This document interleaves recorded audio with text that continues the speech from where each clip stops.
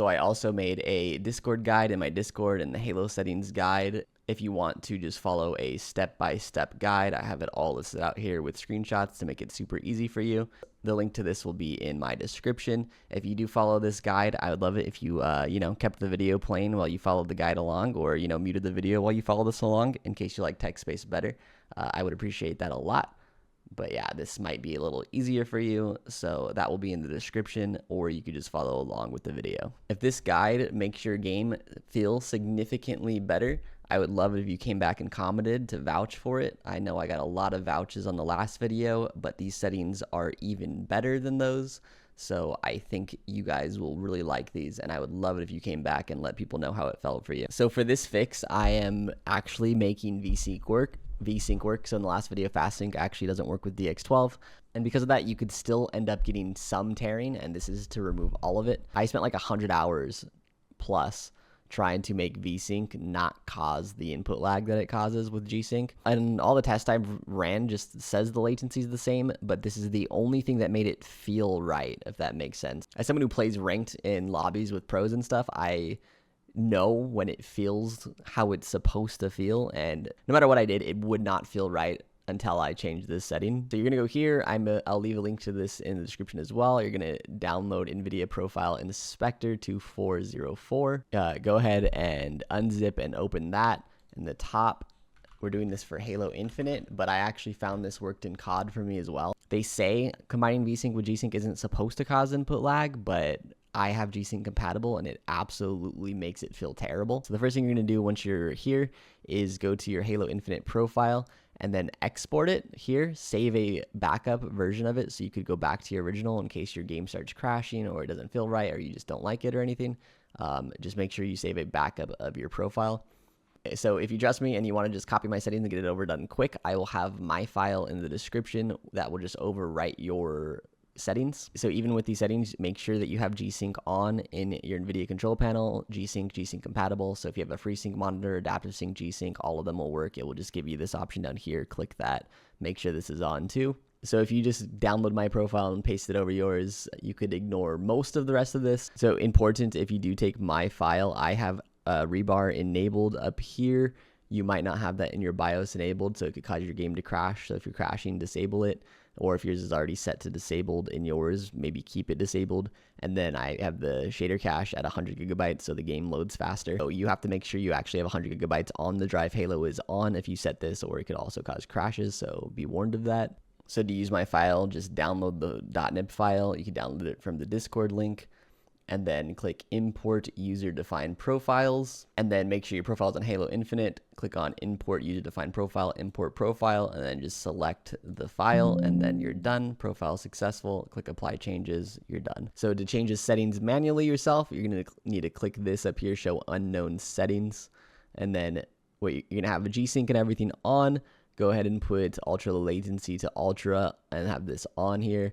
Vertical sync force on, tear control standard, all of this the same. Those are just like the basic stuff that's changed. And then go ahead and push Control F, type in variable. So this is the setting that's like the eureka moment. I'm gonna have you change the other settings I did too, just in case, but they might literally do nothing. But in combination, I have it all. This is the one that I know is the one where when I changed this, it fixed everything. So you're going to go here and you're going to change this from enable to disable. So VSync VRR control disable. It makes no sense because the whole point of this is supposed to be that when you turn VSync on with Gsync or FreeSync, that it's not real VSync and it makes Gsync or FreeSync entirely tear free.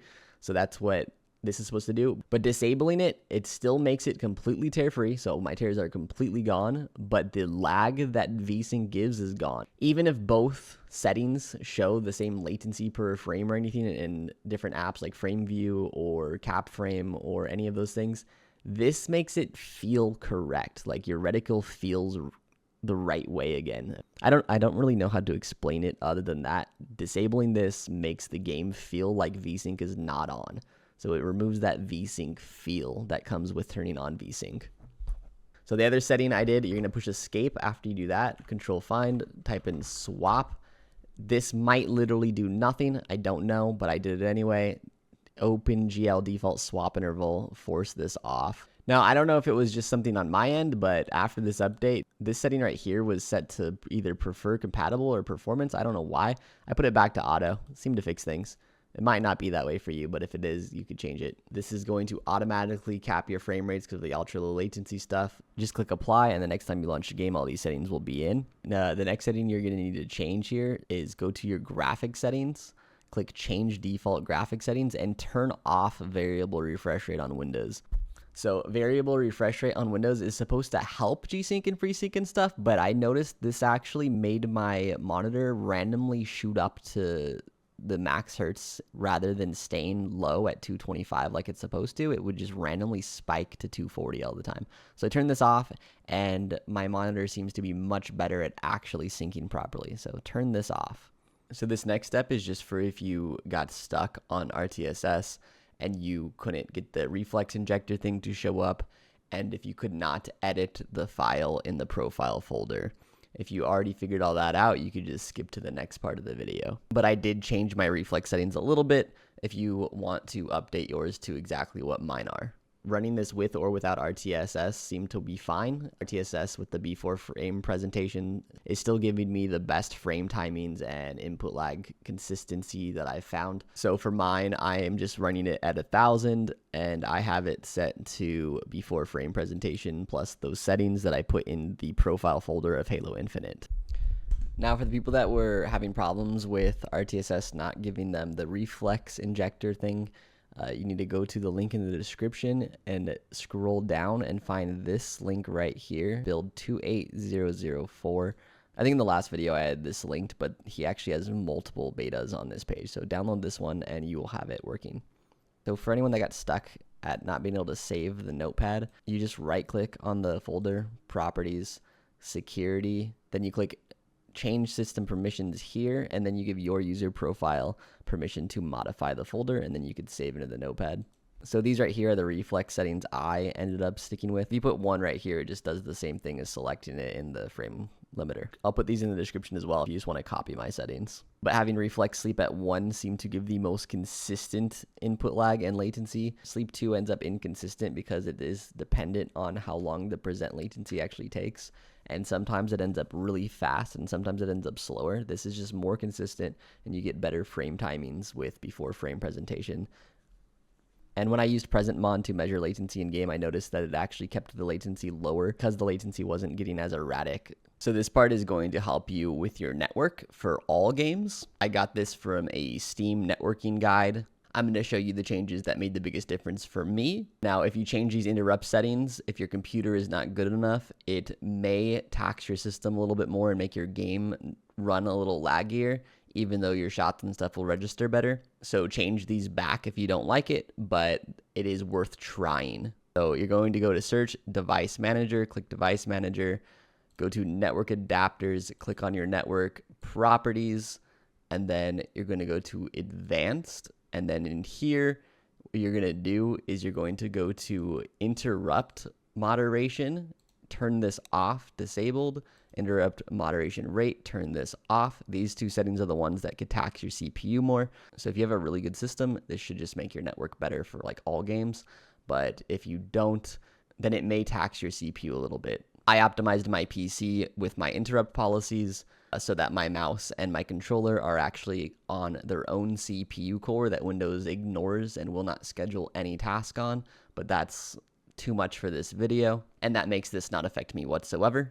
If you have a PC that has E-cores, it should have no effect on your PC's performance at all. Now, the next two that I noticed actually having the biggest benefit is I changed my receive buffer to 1024 and my transmit buffer to 1024. I will link the entire Steam network guide in the description if you guys want to look at that instead. It is very in-depth and explains all of these settings, and they do some more settings that I ended up just not messing with on mine. Now, in-game, you should now automatically be capped at about 5% of your monitor's hertz if you followed all of that correctly and you have Gsync and vsync on. But you still, in-game, should set a frame cap. I have mine 1 below my hertz. If I put this to uncapped, my reticle feels weird. You might want to play around with this yourself. The easiest way to tell is to set your frame cap to 30 in RTSS. And if this is uncapped, you'll notice your reticle just moves weird. And then if you set this to any number, it suddenly feels better. And then the closer to it 30 you get, the better it seems to feel. So I just put mine at 239. It feels great now. I'm hitting my shots, so that's where I left it. But you might want to tinker with that. If you want your game to run significantly better, have better frame pacing, frame timing, and just run smoother in general, one easy setting to do is just lower your resolution scale all the way and then max out your sharpening. So this is basically just Nvidia image scaling, I'm pretty sure, but it actually works really well. My game looks fine. If it looks too ugly for you, you can just raise it a little bit until it gets tolerable enough for you, but your frames should be significantly better. Your latency should be better from that. Everything should just feel a lot better if you do that one setting.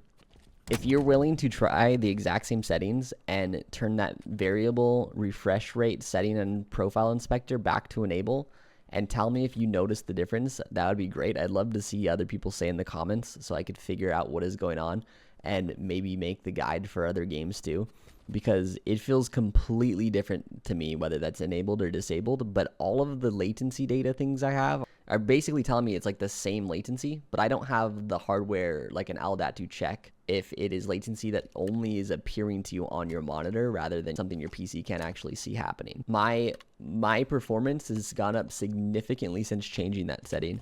So yeah, just let me know if that works for you. Let me know if you've ever tried Gsync and vsync and if changing that made a difference for you at all, and if you noticed it too. I would love to know. So thank you guys for watching. I hope this video helps you out.